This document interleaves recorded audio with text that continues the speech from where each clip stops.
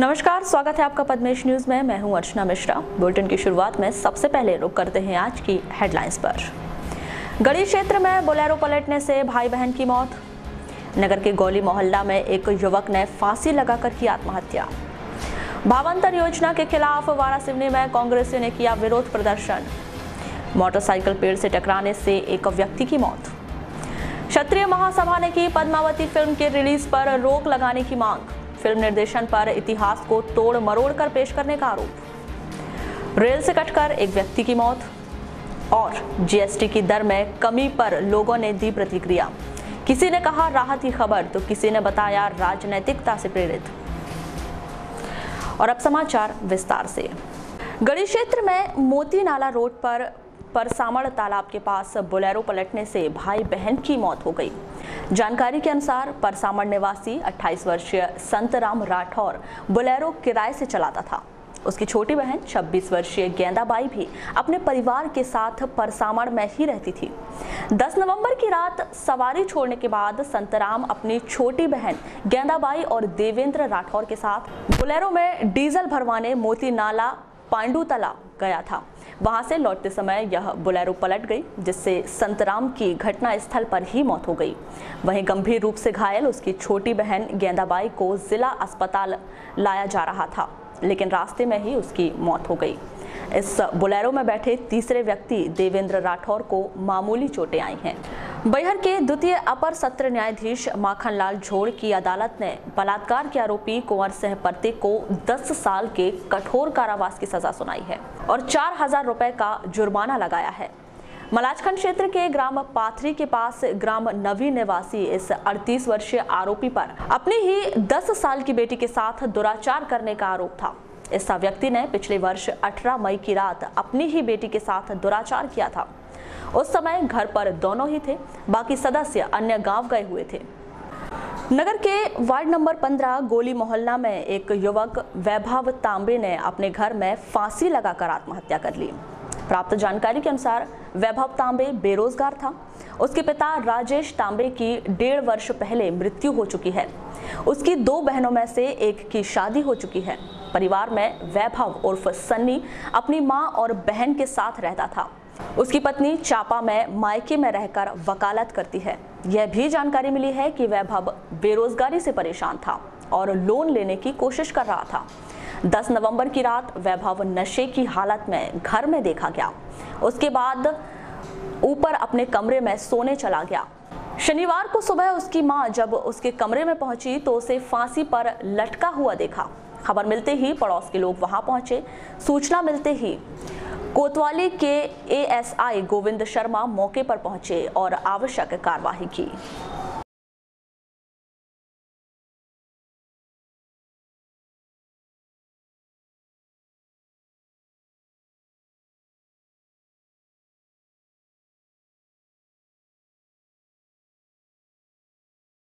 Sir, ward number 15 में एक युवक ने फांसी लगा के आत्महत्या कर ली, कैसे क्या मामला है?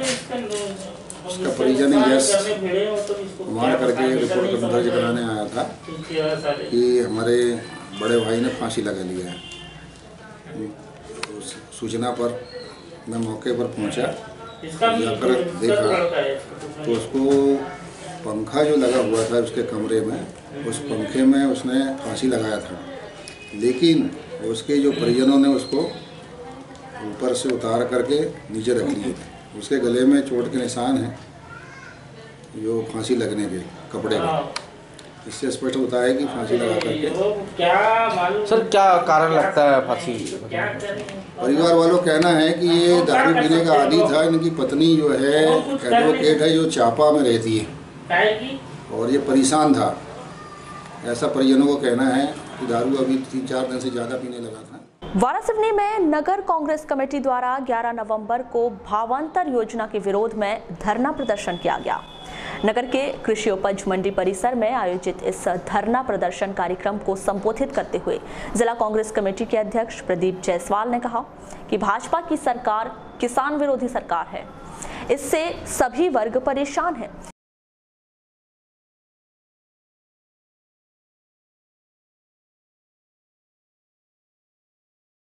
तो हम किसानों के उत्पादन लागत पर जो उत्पादन लागत होता है उसके ऊपर 50% मुनाफा बहुत होता मैं कहता हूँ। 50% मुनाफा जोड़ के समर्थन मूल्य दिया जाएगा।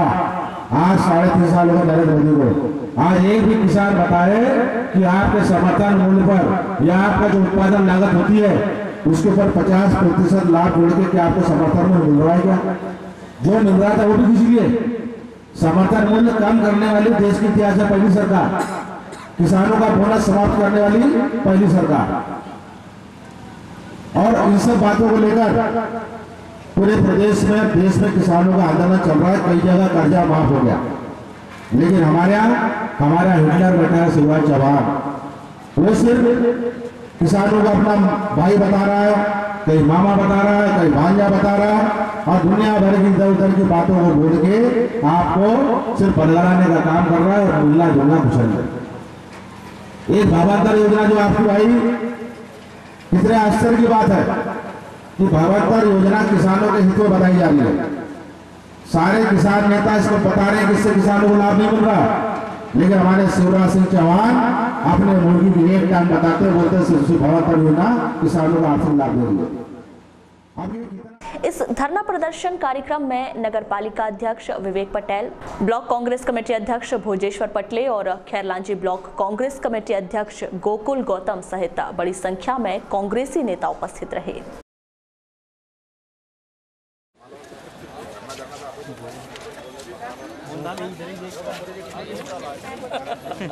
आज शनिवार है, ये दोनों मंडी भरी रहती थी, ये मंडी, ये भाजी मंडी, ये गन्नाबाड़ी पूरी भरी रहती थी, और पूरे प्रदेश का किसान वारस नहीं होता कि वारसली मंडी ऐसी मंडी है जहाँ नगद भुगतान होता है, उसी दिन भुगतान होता है। पर आज जब से भारतीय जनता पार्टी की सरकार आई है, इनके लोग यहाँ बैठे, हमारे क्षेत्र किसान लगातार परेशान है, लूटा जा रहा है। पिछले 14 साल से लगातार किसानों को लूटा जा रहा है, खुद के मर रहा है किसान।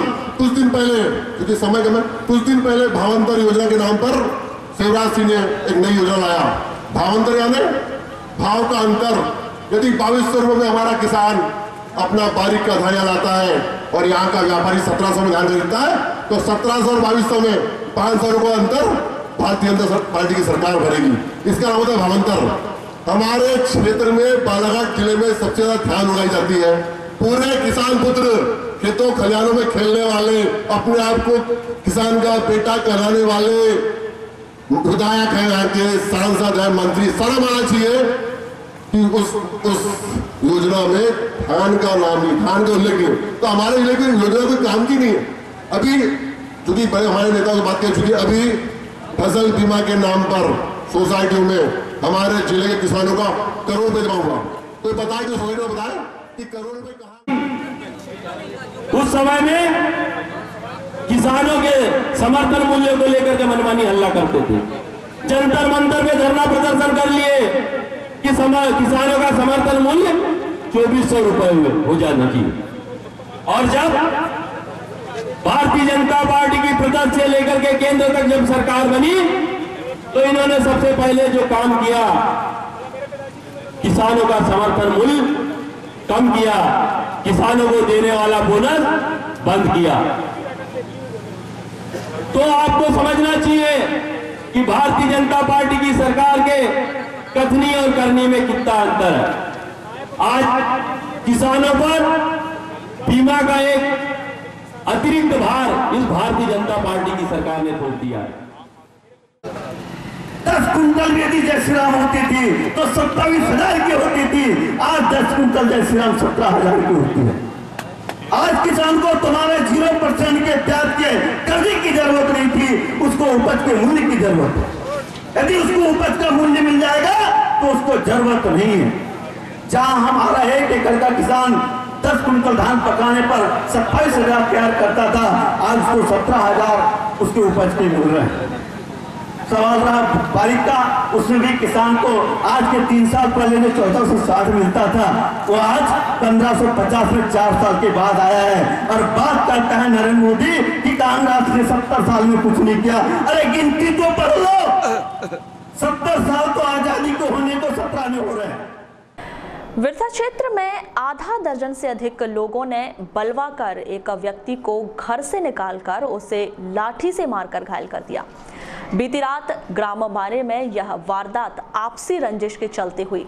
इस बलवा कांड में घायल शिक्षक मानिक बघेल को जिला अस्पताल में भर्ती किया गया है। पुलिस ने 8 लोगों के खिलाफ अपराध दर्ज कर लिया है। अखिल भारतीय क्षत्रिय महासभा ने संजय लीला भंसाली द्वारा निर्देशित फिल्म पद्मावती के रिलीज होने पर रोक लगाने की मांग की है। शनिवार को पत्रकारों से चर्चा करते हुए क्षत्रिय महासभा के संभागीय अध्यक्ष समीर सिंह गहरवार और अन्य पदाधिकारियों ने कहा है कि इस फिल्म में इतिहास से छेड़छाड़ की गई है, इसीलिए इस पर रोक लगने की मांग की जा रही है। फिर भी यदि फिल्म रिलीज की जाती है तो इसका पुरजोर विरोध किया जाएगा। किया जा रहा है, संभाग में भी इसका विरोध किया जा रहा है। ये जो पिक्चर में जिस तरीके के दिखाया गया, एक तरीके से इतिहास के साथ छेड़छाड़ करके जिस तरीके से पेश किया गया रानी पद्मावती के चरित्र को, उसका जो घोर विरोध है हम लोग को ऊपर से आदेशित किया गया अखिल भारतीय क्षत्रिय महासभा के प्रदेश अध्यक्ष शिवराज सिंह चक्रवार जी और अन्य पदाधिकारियों द्वारा। तो हर जिलों में लगभग अखिल भारतीय क्षत्रिय महासभा विरोध दर्ज कर रही है। बालाघाट में भी इसका आगामी समय में विरोध होने वाला है, क्योंकि पिक्चर 1 दिसंबर को रिलीज़ हो रहा है। तो उसके तारतम्य में हम लोगों ने जो राजपूत समाज के राजा महाराजा थे, उन्होंने सिर्फ राजपूत समाज की ही रक्षा नहीं की, इसमें सभी समाज आते हैं। ये सिर्फ राजपूत समाज का ही एक वो नहीं है, इसमें सभी हिंदू संगठन जिन्हों सब सपोर्ट में हमारे, और हम इस पिक्चर का पुरजोर विरोध करेंगे। और मैं मीडिया के माध्यम से सभी सिनेमा मालिकों से विनम्र निवेदन करूंगा कि वो यह फिल्म अपने सिनेमा घरों में ना लगाएं, नहीं तो हमारे द्वारा उग्र आंदोलन प्रदर्शन किया जाएगा और फिल्म चलने नहीं दी जाएगी। हम कल उनको एक आवेदन भी देंगे कि आप ये फिल्म ना लगाएं, प्रदर्शित ना करें। इससे हमारे राजपूत समाज के साथ साथ सभी हिंदू संगठन और हिंदू धर्म की भावनाएं आहत हो रही है। इसमें देखा जा रहा है जिस तरह राजपूत समाज के द्वारा जो उनके इतिहासों के साथ छेड़छाड़ करके उसे एक चलचित्र के माध्यम से दिखाया जा रहा है। क्या ऐसा था कि राजपूत क्षत्राणियाँ रानियाँ जितनी भी थी वो नृत्य किया करती थी, जो नृत्य किया करती थी और उन्हें नृत्य करते हुए दिखाया जा रहा है। में जो एक ऐसी किरदार तैयार किए जाते हैं फिल्म जगत में, जिससे हमारे समाज की छवि को धूमिल किया जाता है, जबकि महाराणा प्रताप और ऐसे कई सूरवीर हैं जिन्होंने देश की आज़ादी के लिए और भारतीय समाज की रक्षा के लिए निरंतर जीवन भर काम किया। तो मेरा एक मत है कि सभी फिल्मकारों से और सिनेमा मालिकों से कि ऐसी इतिहास से की गई छेड़छाड़ वाली फिल्मों को प्रदर्शित ना करें। वारासिवनी क्षेत्र के ग्राम वारा में 11 नवंबर को माता मंदिर में हनुमान जी और बाबा भैरवनाथ की प्रतिमा की प्राण प्रतिष्ठा की गई। इस अवसर पर विशाल शोभा यात्रा भी निकाली गई।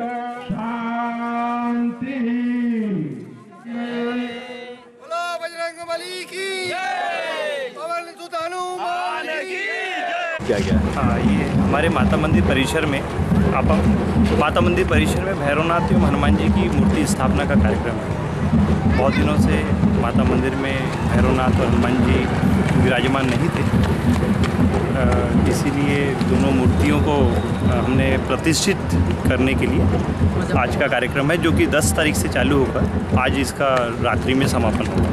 हवन इत्यादि का कार्यक्रम भी है और इसमें ग्राम की परिक्रमा हो रही है और चूँकि ग्राम के देवता हैं तो ग्राम की वाराटोला शिवधाम होते हुए हमारी पूरी बसाहट की सुरक्षा का दायित्व इन भगवानों पर है। ऐसी श्रद्धा के साथ इनको हम मान प्रतिष्ठा। और कितने कलशों की यात्रा निकाली? 11 कलश हैं और दोनों भगवान विराजमान हैं दोनों रथों। बालाघाट गोंदिया रेलवे मार्ग पर कन्हड़ गांव के पास एक व्यक्ति चलती ट्रेन से गिर गया, जिसकी ट्रेन की चपेट में आने से मौत हो गई। मृतक खारा निवासी मोतीलाल मात्रे बताया गया है, जो बालाघाट से अपने गांव खारा जा रहा था।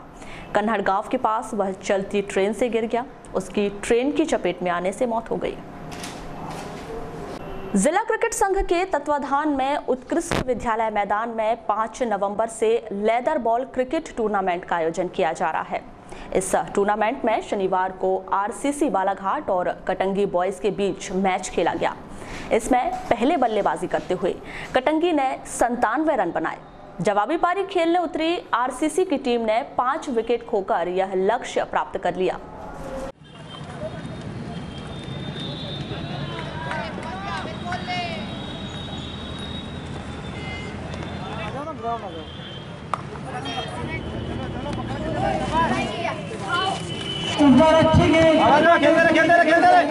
हट्टा क्षेत्र में गोदरी और डोंगर गांव के बीच जंगल में मोटरसाइकिल एक पेड़ से टकरा गई। इस हादसे में एक व्यक्ति की मौत हो गई। मृतक खपराझड़ी निवासी अंतुलाल वाडीवा बताया गया है कि अंतुलाल खेती किसानी करता था। उसके परिवार में पत्नी और 2 बेटी हैं। शुक्रवार की शाम वह मोटरसाइकिल से अपने ससुराल डोंगर गांव गया था। वहां से शाम 7 बजे थोड़ी देर में आता हूं कहकर कहीं चला गया, जो रात में डोंगर गांव नहीं लौटा। शनिवार सुबह उसकी लाश डोंगर गांव और गोदरी के बीच सड़क किनारे नाले में पाई गई। पुलिस मामले की जांच कर रही है। लालबर्रा क्षेत्र के ग्राम ददिया में गोदाम निर्माण कार्य की आधारशिला कृषि मंत्री गौरीशंकर बिसेन द्वारा रखी गई। इस अवसर पर श्री बिसेन ने कहा कि भाजपा सरकार ने सभी क्षेत्रों में विकास के लिए बहुत अधिक कार्य किए हैं। इस कार्यक्रम में बड़ी संख्या में जनप्रतिनिधि और ग्रामीण उपस्थित रहे। करने के लिए पूरा 1 चोटी का पसंद करना पड़ा है। कैसे जमीन मिली है, अंतिम अभी हुआ है और 4 करोड़ 38 लाख की वो 65 डिसमिल मंडी बन रही है आपके घर के सामने। 4 करोड़ 38 लाख की बहुमंजिल बिल्डिंग 1+3 की बन रही। ये सब काम करने में जमीन प्राप्ति मूल रहता है सरकार से। सरकार की जमीन प्राप्त करने में भी बहुत सी अड़चने होती, उन सबको हमने पूरा कर लिया है और आने वाले समय में और बड़ा स्वरूप हमारे विकास का आपके सामने होगा। जीएसटी परिषद ने आम लोगों को बड़ी राहत देते हुए 28% के स्लैब में शामिल 180 वस्तुओं समेत कुल 213 उत्पादों पर जीएसटी की दर घटाने के साथ ही सभी रेस्टोरेंट में एक समान 5% जीएसटी करने का निर्णय लिया है, जिसे 1 जुलाई की जीएसटी के क्रियान्वयन के बाद से यह सबसे बड़ा बदलाव माना जा रहा है। जीएसटी कमेटी द्वारा लिए गए इस फैसले को आम जनता किस नजरिए से देख रही है, इस अहम विषय पर देखिए पद्मेश न्यूज की ये खास रिपोर्ट। वस्तु एवं सेवा कर यानी जीएसटी को 1 जुलाई से लागू किए जाने के बाद से देश की अर्थव्यवस्था में जहां काफी हलचल मची हुई है, वहीं जीएसटी कर सेवा प्रणाली को लेकर आम जनता सहित व्यापारियों में इस बात का एक डर बना हुआ था कि इस कर प्रणाली को लागू करने के पूर्व सरकार ने विधिवत तैयारी नहीं की, जिससे लोगों पर एक कर प्रणाली का विपरीत असर पड़ सकता है। कर प्रणाली को लेकर विरोध के स्वर भी उभरे, जिसको देखते हुए जीएसटी कमेटी का गठन किया गया। कमेटी ने इस कर प्रणाली के हर पहलुओं पर गौर किया, जिसके बाद कई अहम निर्णय लेते हुए देश के हित में बड़े बदलाव किए गए। वहीं शुक्रवार को जीएसटी काउंसिल ने एक बड़ा निर्णय करते हुए लोगों को राहत पहुंचाने का कार्य किया। शुक्रवार को काउंसिल की 23वीं अहम बैठक में आम जरूरत की करीब 178 वस्तुओं पर जीएसटी की दर घटाकर 18% कर दी गई है, जबकि कमेटी ने परिषद के सामने 62 वस्तुओं को लग्जरी की श्रेणी में रखने और अधिकतम कर लगाने की सिफारिश की, लेकिन काउंसिल ने इनकी संख्या 12 और घटाकर सिर्फ 50 कर दी। पद्मेश न्यूज से चर्चा के दौरान सीए विजय बागरेचा ने बताया कि जीएसटी काउंसिल ने जरूरतों की वस्तुओं में जीएसटी की दर घटाई है। सरकार की तरफ से यह एक सकारात्मक पहल है जो हमारे देश के हित में है, जिसमें रिटर्न फाइल करने वालों को भी काफी राहत पहुंचाई गई है। और बहुत सारे कल चेंजेस किए गए हैं जो मीटिंग हुई थी जीएसटी काउंसिल की। अब जैसे जीएसटीआर 1 की डेट्स भी जो अनसर्टेन थी वो सब बता दी गई है, और जीएसटीआर 2 और 3 जो कि इस परचेज और एक मंथली रिटर्न था उसको अभी एक कमेटी डिसाइड करेगी कि कब फाइल करना है, उसकी डेट्स भी अभी आगे बढ़ा दी गई है। उसके अलावा जीएसटीआर 3 भी है, वो अब मार्च तक के हर मंथ फाइल करना है आपको। नेक्स्ट जुलाई का है तो अगस्त में 20th of the next month में। अच्छा, आगे और क्या प्रक्रिया हो सकती है इसमें? आगे ये और कुछ फ़ायदे भी हुए हैं अभी, जैसे कि कंपोजिशन डीलर के लिए जो मैन्युफैक्चर था पहले 2% टैक्स की कैटेगरी में था, अब उसको 1% टैक्स की कैटेगरी में ला दिया है। रिलीफ बहुत सारे मिले हैं, जैसे 1.5 करोड़ तक के जो टर्नओवर वाले असेसीज हैं उनको अब जो रिटर्न फाइल करने हैं वो क्वार्टरली करने हैं। 1.5 करोड़ के ऊपर वाले हैं उनको मंथली रिटर्न फाइल करने हैं। पहले जो पेनल्टी नील रिटर्न्स जो फाइल करते थे, कई एसएससी हैं जिनको नील रिटर्न फाइल करना पड़ता है, उनको पहले 200 रुपीज़ पर डे लगती थी लेट फाइलिंग की, अब उसको 20 रुपीज़ पर डे पे शिफ्ट कर दिया है। वहीं वन विभाग में पदस्थ कर्मचारी पूरन रहंगडाले ने सरकार के फैसले को आम लोगों के लिए राहत भरा बताया। ऐसा क्या है कि इसमें जीएसटी में थोड़ा सा बदलाव आया है, जिससे थोड़ा सा राहत तो मिलेगी सर इससे, और थोड़ा सा जो जिससे कि मूलधन जो अपन जो भी खरीदी करते थे उसमें जीएसटी लग के आता था, उसमें थोड़ा सा सर राहत है। अच्छा, किस प्रकार की राहत? जैसे सर, जैसे कि मान लो अपन 100 रुपये की चीज़ कोई सामान लेते थे जिसपे अपन को 10 रुपये ज़्यादा देना पड़ता था, तो इस प्रकार से कहना चाहिए इसमें थोड़ी ग्राहकों को थोड़ा सा राहत मिलेगी। तो इससे क्या प्रभाव पड़ेगा? इससे सर थोड़ा से राहत है सर। श्याम कुमार चौधरी ने सरकार के इस बदलाव को राजनीति से प्रेरित बताया। प्रभाव तो पड़ेगा सर, लेकिन एक चीज़ है जो 15 साल तक के यानी गवर्नमेंट ने कुछ नहीं कर पाई, अभी इलेक्शन 18-19 में है, उसमें अभी यानी लास्ट एंडिंग में करना चाह रहे थे। इसका तो यानी जो करने वाला है वो अगले सत्र में चले जाएगा, क्योंकि अभी हो नहीं पाएगा। और वो जो यानी जीएसटी का यानी जो फ़ायदा मिलने वाला है वो आम आदमी को नहीं मिलता, ये व्यापारी लोगों को मिल रहा है। नहीं, इसमें तो ये क्या है, वो पॉलिटिक्स है। अब कुछ दिन के बाद में करेगा, उसके बाद में इलेक्शन के बाद में वही कर देगा कि वो कुछ नहीं कर पाएगा। ये चेंजेस किए वो राजनीति के तौर से किए, और कुछ दिन के बाद में वही कर देगा। वर्षों से टाइल्स और सैनिटरी का व्यवसाय कर रहे सपन जैन ने कहा कि जीएसटी की नई दरों के लागू होने से जहां आम जनता को राहत मिलेगी, वहीं व्यापारियों के व्यापार में इजाफा होगा।